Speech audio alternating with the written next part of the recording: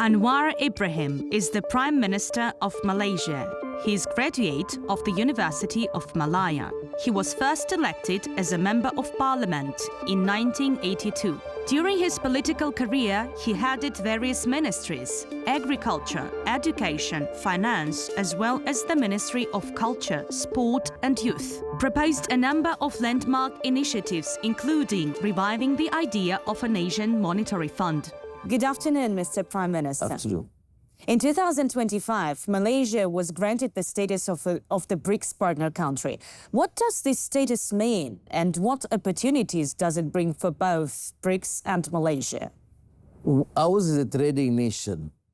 ASEAN takes that position of centrality, which means we should engage with all countries. And BRICS means a new adventure initiative as a cohesive force within the global south, so that we decide for one another, we assist and negotiate with the rest. And I think that shows that there is an interest to protect our turf, at the same time collaborate with the others. BRICS ties will surely impact the economy. What are Malaysia's top priorities for the further economy development in the coming years, and which sectors do you intend to develop first? Well, right now, the focus, of course, on digital transformation, connectivity, massive investments in data centers and AI. And as you know, Malaysia now is the hub in the region for semiconductor, AI, data centers. And then we embark on energy transition. As you know, we work with our neighbors in ASEAN with that purpose and starting to implement now of energy power grid for the whole sub-region. And I think other than that, of course, food security, which with the collaboration with Russian Federation, China, Brazil, will further enhance our position. You've already mentioned that the digital transformation is one of the key strategic goals of the country, as was announced by the Malaysian External Trade Development Corporation. But what other specific steps have been taken in order to realize this digital transformation? Are there any projects in progress? Well, there must be clarity of policies. We state what our priorities are. We have a national semiconductor strategy, and we have therefore been able to attract massive investments of the biggest players in the world. I mean, other than Google, Microsoft, NVIDIA, we have Infineon from Germany with massive investments, biggest outside Germany, for example. So we have, fortunately, no difficulty in attracting investments. We have to be more efficient, more attractive, at the same time train our personnel, their talent. And this happens to be one of my discussions and priorities whenever I visit, say now, Russian Federation, prior to that, China, Japan, or Korea, Brazil, for the BRICS summit. Mr. Prime Minister, you've also spoken about the changes in the financial sector, and you've mentioned that you're very interested in the idea of revival the Asian Monetary Fund, but not with the intention to compete with others, but to create a kind of a buffer zone to protect from the economical crisis. Is that information accurate? Can you tell us more about it?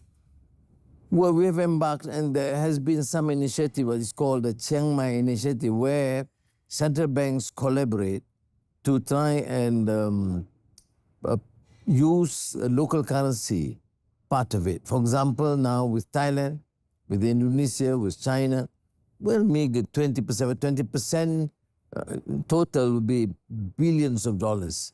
And so that shows that where we can, we should proceed, although the dollar still becomes the dominant currency in the world. But at least we can have some sort of reprieve to mitigate, to protect our national interests. With a constant GDP growth and major investments in technology, the international experts see the Malaysia's economy as a resilient one. The confidence is also supported by the free trade agreements, like the one you have with the United Arab Emirates, which is a member of BRICS. And what these agreements, free trade agreements, what do they involve? And are there any similar agreements planned with other BRICS or BRICS Plus countries? Well, of course, there is an advantage because the BRICS is now focusing on the need to enhance trade within the countries in the global south.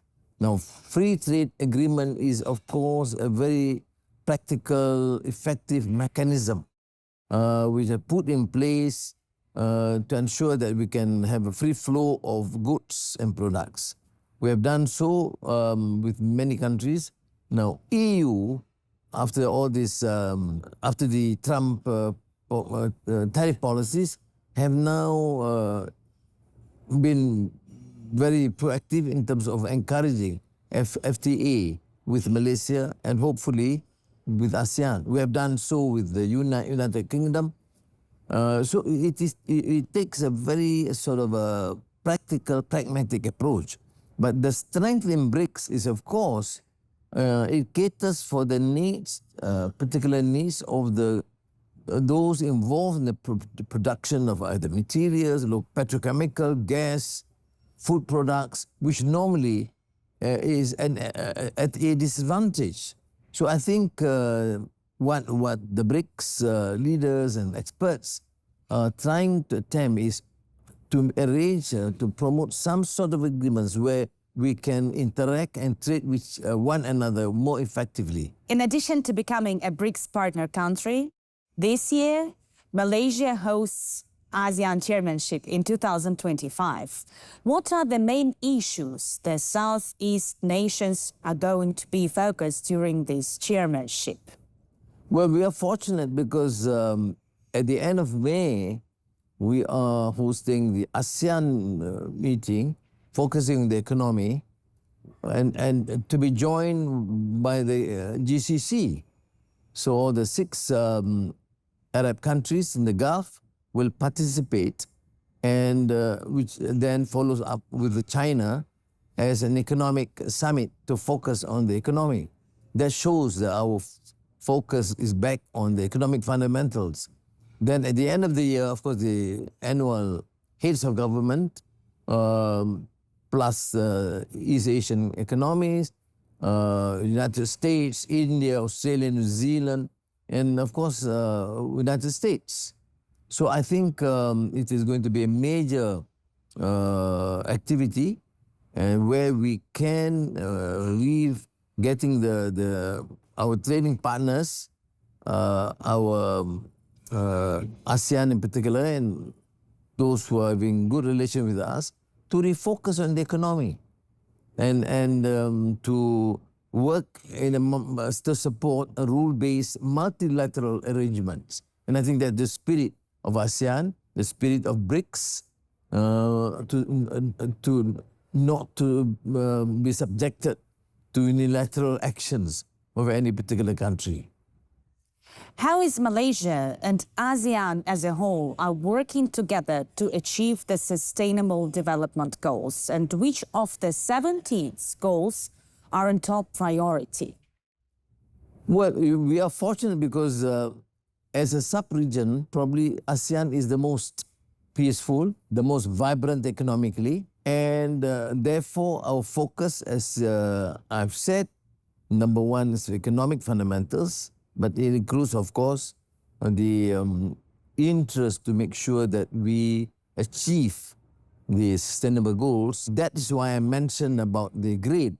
The power grid is an alternative power. It's not fuel-based. It's not fossil fuel. It is therefore alternative, hydro, gas, that would then link the region using this alternative energy. This is, of course, to my mind, is a phenomenal shift from the traditional method and is a major contribution to climate change, to climate protection, environmental priority, And I think that's a very important beginning as far as we are concerned. ASEAN countries are responding to climate change at national, regional, and global levels.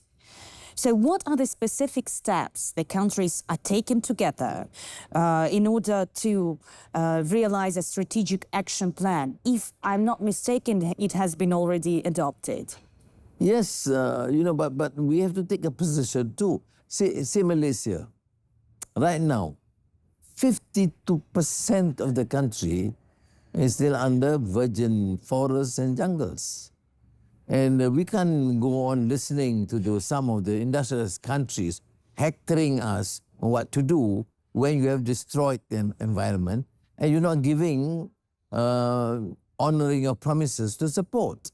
I mean, we can make much money now by just selling off the timber, but we don't. Why? We want to protect our heritage, protect the environment.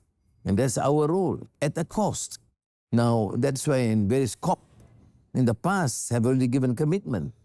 But what we hear is more of this series of unwarranted lectures, but not executed to do justice to many of the relatively even poorer countries, even in the ASEAN region. Malaysia a bit fortunate, we're just at least struggling along, but some are in more difficult shape. If we want them to protect the environment, no cutting of their forests, but then it's only fair to give them the necessary support which they have promised. But still, as I've said, it has not been satisfactorily honored.